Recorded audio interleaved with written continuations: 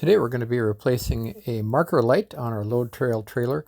This one's a little different from usual. It's a little smaller than the typical one. It's only 2-inch. I had a little bit of trouble finding it, but was able to come up with it.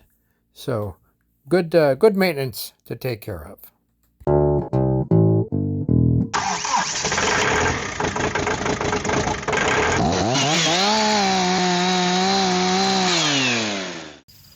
We're going to go ahead and change out this light here. I probably should have done this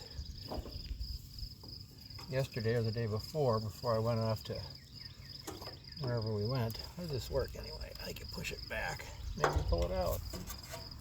Can't get it to it from this side. Pull this out this way. Okay, there we go. Because I don't know, ran into it. So I got this Peterson, even the brand, for $8 or something, off of that big website named after the big river, Mississippi or Ganges or Nile or whatever that's called. Nice protective tape there. Okay, now shouldn't matter which way it goes, right?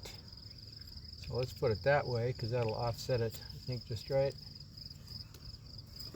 Should we go turn it on just to test and see before we plug for permanently?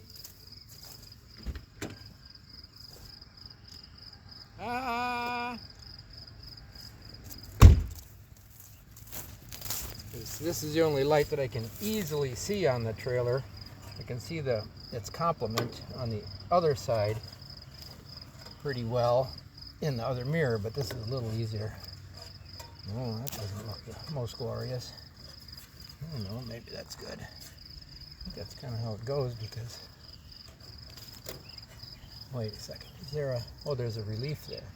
Maybe for the... Even better.